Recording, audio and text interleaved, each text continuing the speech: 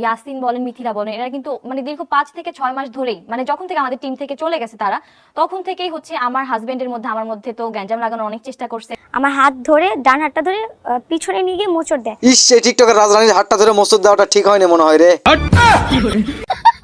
এখন কথা হচ্ছে, আমার ভিডিওতে 200, 500, 1000 লোকজন দেখে, তো আমারও একটা দায়িত্ব আছে যেখানে সবচাইতে বড় পাপিকে সেটা তোমাদের মাঝে তুলে ধরা। রাকিব হোসেন ও ইয়াসিনের মধ্যে যে দুর্ঘটনা ঘটে, সেই দুর্ঘটনার পর থেকে আমরা একটা জিনিস শুনতে পাচ্ছি যে রাকিব হোসেন ও রাকিবের টিম এখন পলাতক। রাকিব পলাতক।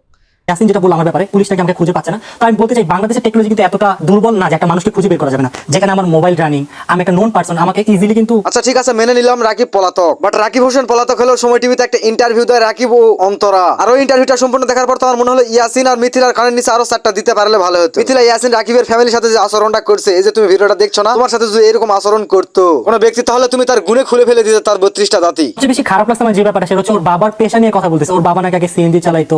সত্য কথা বলতে, কেউ যদি একটা থাপ্পড় মারে সেটাও ভালো লাগে, বাট প্রতিনিয়ত যদি কেউ ক্রিটিসাইজ করে কথা বলে, ওটা সহ্য হয় না ভাই। আর ওই টিকটক মারানি মিথিলা প্রতিনিয়ত ক্রিটিসাইজ করে বলতো, ওই যে দেখো সিএনজি ওয়ালার মেয়ে। মিথিলা ইয়াসিনকে বলে, ওই যে দেখো দেখো দেখো সিএনজিওয়ালার মেয়ে। মিথিলার বাপ দাদা 14 গোষ্ঠী জমিদার, বাংলাদেশের অর্ধেক জমিদারদের বাপ দাদা 14 গোষ্ঠীর নামে আছে। এখন তোমার ফগনির সাথে চলাফেরা করতে পছন্দ হয়নি, তুমি তোমার স্বামীক নিয়ে চলে গেছো, ভালো কথা। এখন তোমার স্বামীক নিয়ে তোমার বাপ দাদার 14 গোষ্ঠীর স্ট্যাটাস নিয়ে সুন্দরভাবে তুমি সংসার করবে। তুমি কেন ক্রিটিসাইজ করে বলতে যাবে রাকিব হোসেনের বউকে, ওই যে দেখো সিএনজি ওয়ালার মেয়ে? কেন রাকিব হোসেন কি বিয়ে করার আগে জানতো না যে ও সিএনজি ওয়ালার মেয়ে না রিকশাওয়ালার মেয়ে? রাকিব হোসেন জেনে শুনে এবং বুঝে রিলেশন করে এবং বিয়েও করে। এখন মিথিলা তোর এত জলে ফাটে কেন রে? টিকটক করে তারা যে আসলে টিকটক মারানি, সেটা তুমি আবার নতুন করে প্রমাণ করে দিলে। আর এটাও প্রমাণ করে দিলে যে টিকটক মারানিদের বুদ্ধি মাথায় নয়, হোগাই থাকে। এখন মিথিলা ইয়াসিনের ফ্যান ফলোয়ার আর্মিরা যারা আছে, তোমাদের উদ্দেশ্যেও কিছু বলি। এই যে তোমরা যারা মিথিলা ইয়াসিনের ভিডিওগুলো দেখো, তোমরা সবাই কি কুটিপতি নাকি আমার মতন কেউ ফকির মিসকিনও আছো? যদি আমার মতো ফকির মিসকিন হয়ে থাকো, তাহলে আমার কথাগুলো শোনো। এই যে রাকিব হোসেনের বউ অন্তরার বাবার 6টা সিএনজি আছে। আসলে হচ্ছে ওদের আগে সিএনজি ছিল 6টা, ওর বাবা সেটার মাধ্যমে একটা আর্নিং সোর্স ছিল।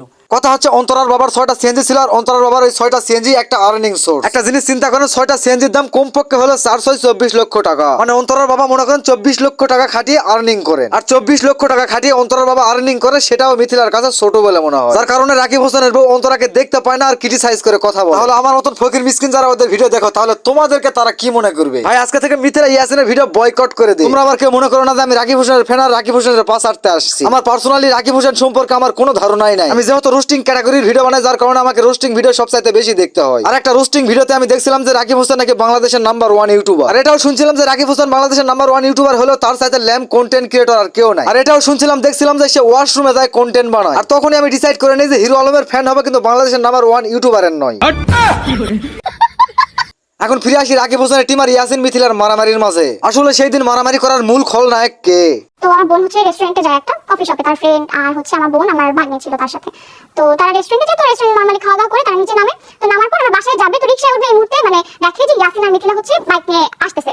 তো তাদেরকে দেখলো ওরাও দেখছে। দেখে মিথিলা ইয়াসিনকে বলে, ওই যে দেখো দেখো দেখো সিএনজিওয়ালার মেয়ে, 2 বিয়েস্তা হচ্ছে বোন, ওই যে ওর বোন, মানে আমার 2 বিয়ে হয়েছে অনলাইনের মাধ্যমে অনেক। মানে মিথিলা এরকম ক্রিটিসাইজ করে কথা বলছিল অন্তরার বোনকে দেখে। আর অন্তরার বোন কথাগুলো সহ্য করতে পারেনি, আর কান্না করতে করতে ফোন দেয় অন্তরার মাকে। আর তখন অন্তরার মা অন্তরার দুলাভাই আর অন্তরার বাবাকে পাঠিয়ে দেয় ঘটনাস্থলে। আর ঘটনাস্থলে আসে সর্বপ্রথম প্রশ্ন করে মিথিলা ইয়াসিনকে যে অন্তরার যে 2টা বিয়ে হয়েছে সেই প্রমাণটা দাও তুমি। সেখানে ওরা কোনো প্রমাণ দিতে না পেরে বলে যে রাকিব হোসেনের বোনকে যায় বলো। আর কিছুক্ষণ পরে ওখানকার রেস্টুরেন্ট কর্তৃপক্ষ বলে যে এখানে কোনো ঝগড়া গন্ডগোল চলবে না। আর রেস্টুরেন্ট কর্তৃপক্ষ 999 ফোন দেয়, আর ঘটনাস্থলে পুলিশ আসে। আর মিথিলা ইয়াসিনকে অনেক সুন্দর করে প্রোটেকশন দিয়ে পুলিশ নিয়ে আসতেছিল বাইকে তুলে দেওয়ার জন্য। আর পুলিশের চারপাশে ছিল রাকিব হোসেনের টিমের লোকজনরা। তাদের দাবি ছিল একটাই, দফা ছিল একটাই, অন্তরার যে 2টা বিয়ে হয়েছে তার প্রমাণটা দিয়ে যা। আর সেখানে ঠেলাঠেলি ঘুতাঘুতি যা কিছু হয়েছে সেগুলো তো তোমরা দেখছোই। আর তোমরা যে ঠেলাঠেলি ঘুতাঘুতির ফুটেজটা দেখছো, সেখানেও কিন্তু একটু কাট সাজেছিল। এদিকে ইয়াসিনের বউ মিথিলা মার খাচ্ছে, আর ওদিকে ইয়াসিন ভিডিও করতেছে। আর মিথিলা যে সর্বপ্রথম হাত চালাইছিল সেটা কিন্তু ক্যামেরায় ওঠে নাই। মিথিলা বাইকে উঠেছিল, এখন চলে যাবে। আর যাবে যাবে মনে করেছিল তাদেরকে মারে থুয়ে যাবে। মানে বাইক থেকে মিথিলা যখন প্রথম একটা থাপ্পড়